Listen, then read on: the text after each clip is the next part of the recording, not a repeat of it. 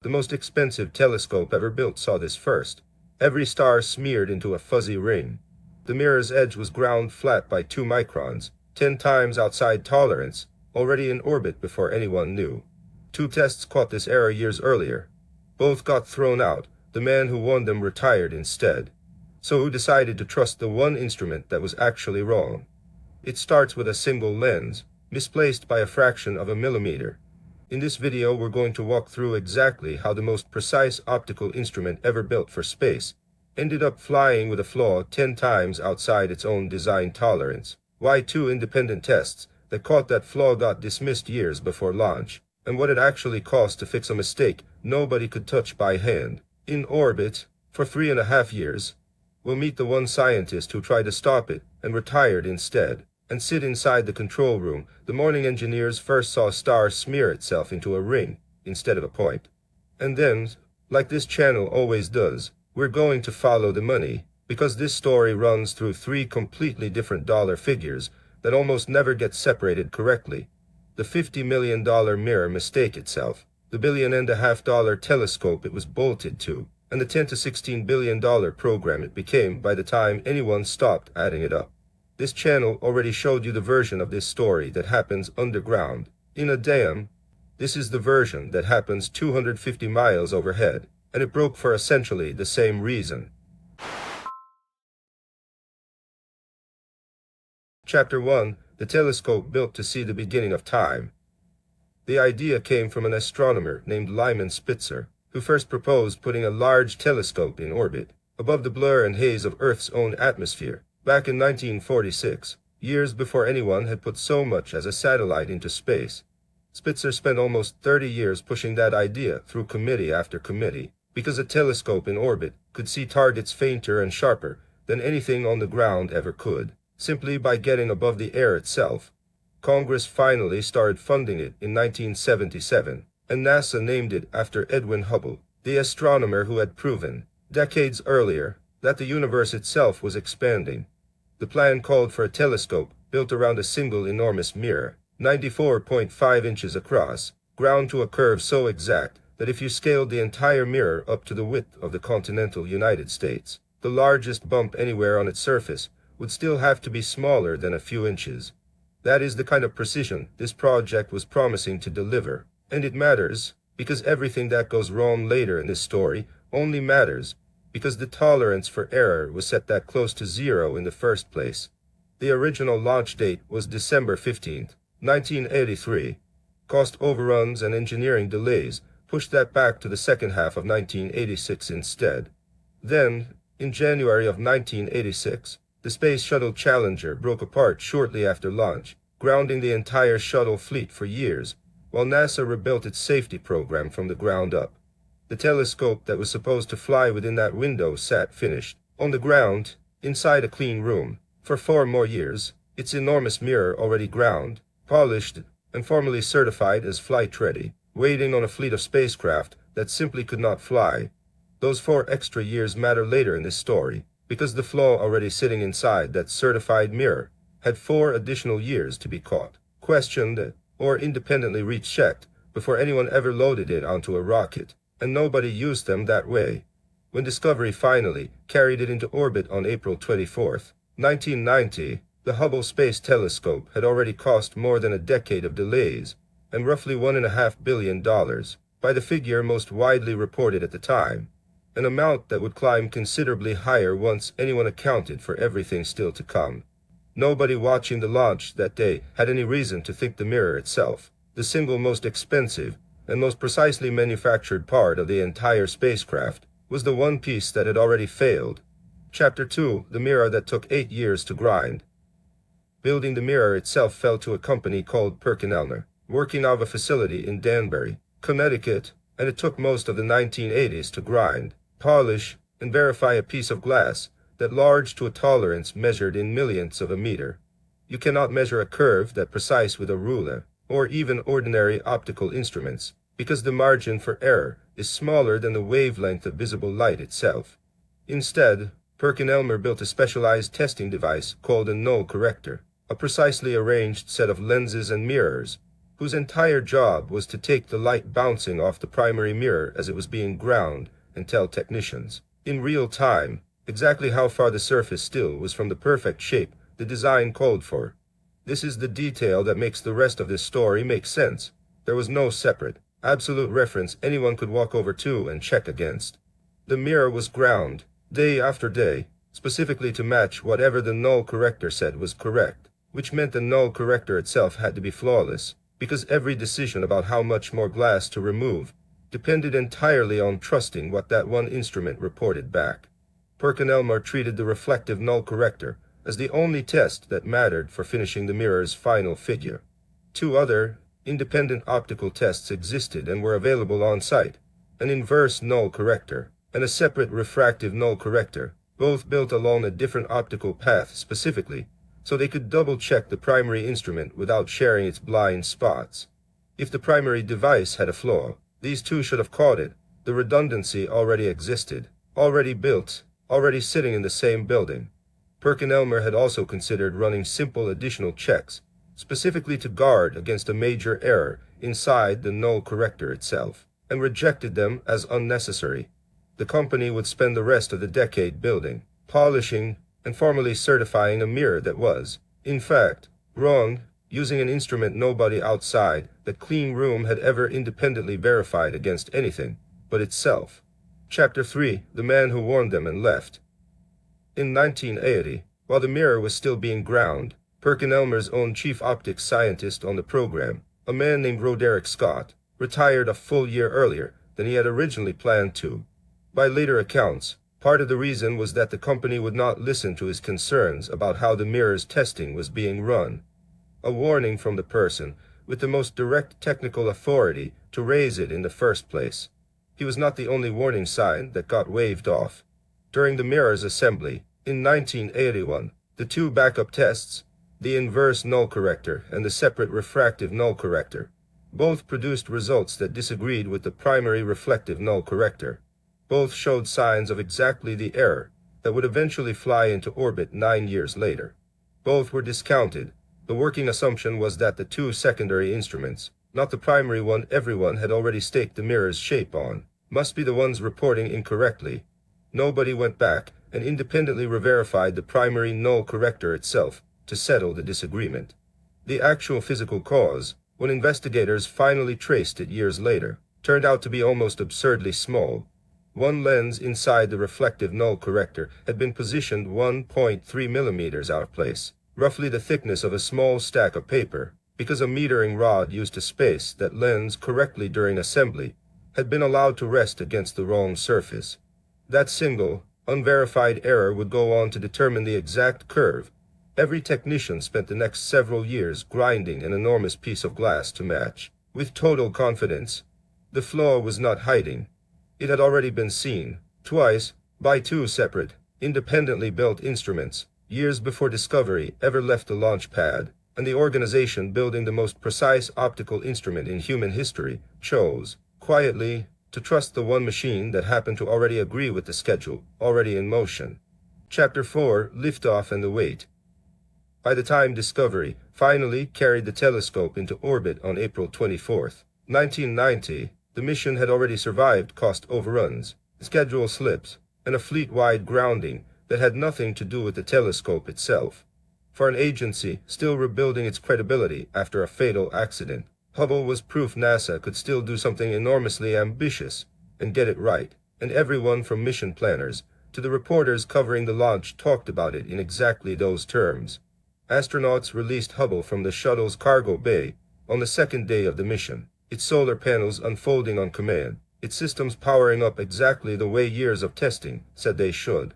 NASA scheduled several weeks of calibration before the telescope's cameras would release their first real images, a routine pause giving engineers time to align every mirror and instrument now that gravity was no longer pulling on any of it the way it had in a clean room on the ground.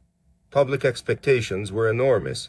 This was the telescope that was supposed to see fainter, sharper detail than any instrument on Earth's surface ever could.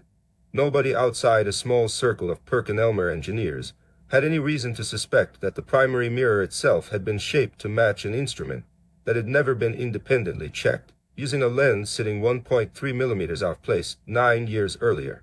Calibration continued through May and into June, exactly on schedule, each status update reassuring and unremarkable.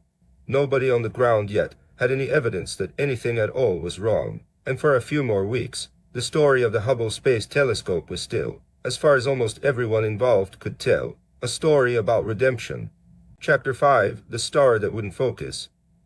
In the weeks after launch, engineers pointed Hubble's cameras at bright, simple targets, individual stars, exactly the kind of target that should render as a single, sharp point of light through a properly focused telescope. Instead, every bright star Hubble photographed came back smeared into a soft, glowing ring, no matter how carefully the ground team adjusted the focus. At first, some engineers suspected a secondary mirror slightly out of position, a problem that could potentially be corrected with small onboard motors. Detailed analysis over the following days ruled that out. The distortion had a specific name: spherical aberration, a flaw where light landing near the edge of a mirror focuses at a different point than light landing near its center, and the pattern was consistent across both of Hubble's main imaging cameras, which meant the problem could only be coming from the one component both cameras shared, the primary mirror itself. On June 27, 1990, roughly 2 months after launch, NASA held a press conference and told the country, plainly, that its newest, most expensive space telescope had a flaw in its primary mirror, and that nobody yet knew exactly why it had happened. Only 9 years after the flaw had first shown up, quietly, in 2 test results nobody outside a clean room in Connecticut had ever heard about. The reaction was immediate and brutal. Newsweek put it on its cover under the headline "Star-Crossed. NASA $1.5 billion blunder." Newspapers across the country ran their own versions of the same joke. A telescope built to bring the universe into sharper focus than any instrument in history couldn't focus at all. Late-night hosts and editorial cartoonists had an easy, visual target and used it for weeks. Behind the public embarrassment sat a far more specific, far more solvable engineering question almost nobody outside NASA optics contractors was asking yet. If the flaw was consistent and precisely measurable, could you actually calculate exactly what shape it was and build something to cancel it back out? Chapter 6: The $50 million Answer. 5 days after the public announcement, on July 2, 1990, NASA formally created the Hubble Space Telescope Optical Systems Board of Investigation, led by Lou Allen, at the time the director of the Jet Propulsion Laboratory.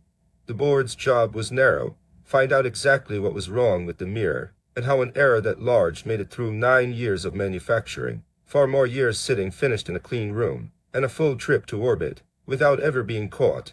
Investigators went back through 9 years of Perkin-Elmer's own paperwork, and found the reflective null corrector itself sitting untouched in storage, in essentially the same configuration it had been in during the mirror's original testing. By physically re-examining the device, they reconstructed exactly what had gone wrong: one lens, spaced 1.3 millimeters out of position, because a metering rod used to position it during assembly had rested against the wrong surface, an error roughly 10 times larger than the tolerance the entire design was supposed to hold to. The board's final report, published in November of 1990, did not treat this as one technician's mistake. It found that Perkin-Elmer had built its entire testing plan around trusting that single instrument, had rejected the 2 independent checks that disagreed with it back in 1981, and had never gone back to verify the primary null corrector itself once those disagreements first showed up. Lou Allen told reporters that NASA itself deserved a full share of the blame as well, saying the agency was 100% responsible for failing to supervise the mirror's manufacture with what he called reasonable diligence, even as he confirmed that Perkin-Elmer had discounted test information that contradicted its own instrument and never flagged that disagreement to the agency paying for it.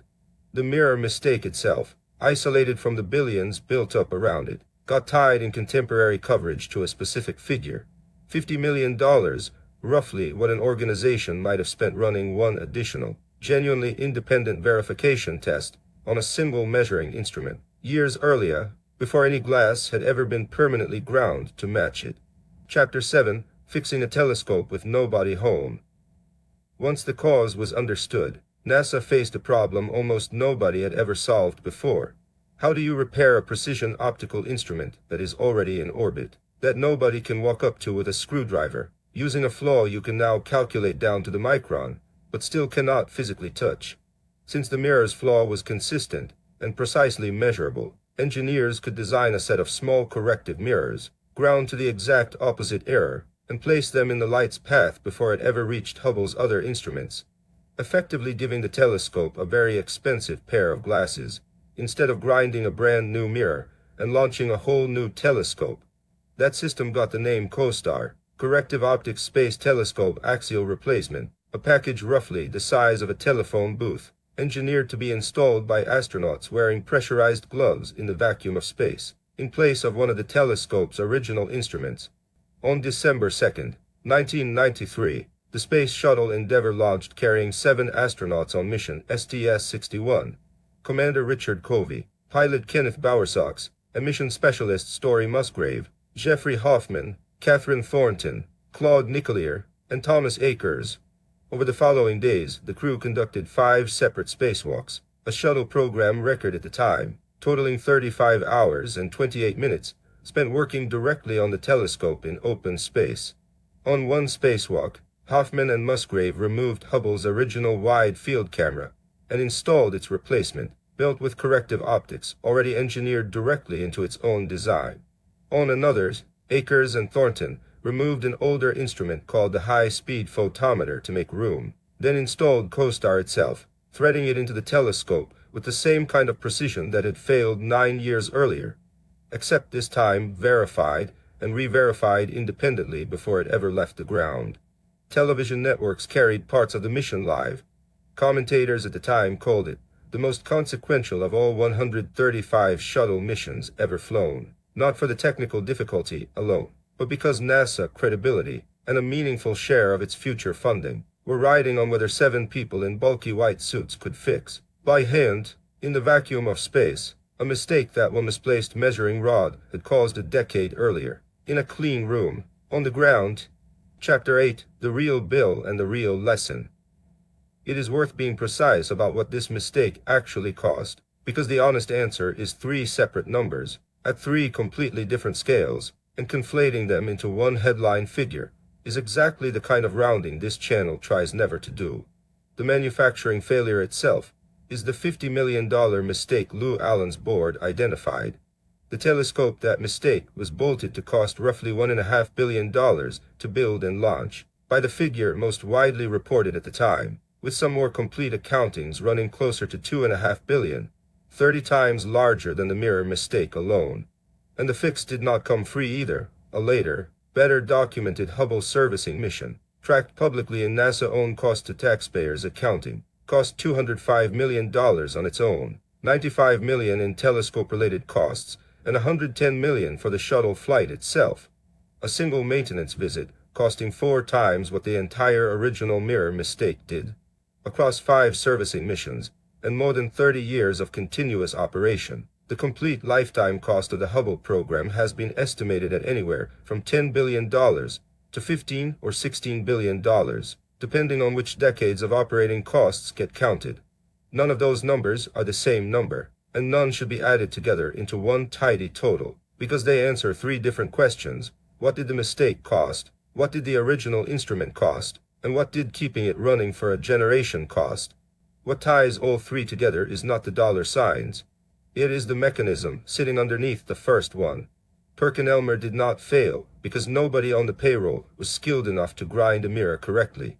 It failed because the entire verification process rested on one instrument, and when 2 independently built tests disagreed with that instrument, the organization's instinct was to distrust the tests, not the machine everyone had already built their schedule around. That is not, underneath it, a story about telescopes. It is the same failure that let a backup water sensor at a dam in Missouri sit close enough to its own primary sensor that it was never really an independent check at all, just a second copy of the same blind spot, until a mountain reservoir drained itself in 20 minutes and cost $500 million to rebuild. Redundancy that exists only on paper, whether it's a second sensor, a second null corrector, or a second person in the room willing to say a number looks wrong, is not redundancy. It is the appearance of safety, purchased for free, right up until the day it turns out to have been the only thing standing between an organization and its next nine-figure bill. Hubble, for what it's worth, went on to become one of the most scientifically productive instruments in history once its vision was corrected, reshaping what an entire generation understood about the universe. That happy ending is real. It is also, completely, beside the point of how expensive it was to earn. If the idea of a backup system that was never actually independent from the system, it was supposed to be checking sounds familiar. Go watch our video on the town sock dam failure next. It's linked right here, same exact mechanism. A mountain instead of a mirror, in industries that share almost nothing else. Neither disaster needed a villain. Both just needed an organization to trust one instrument a little longer than it deserved, with nobody in the room willing to force a second, truly independent check before the bill came due. Subscribe to the Money Current for more stories like this one, because the currents that move the world's money rarely announce themselves until someone finally points a camera at a star and watches it come back blurry. If this kind of story is worth your time, hit like and drop a comment below. It genuinely helps this channel grow. And if you want more deep dives like this every week, subscribe now. It's free, and it's the best way to support the channel.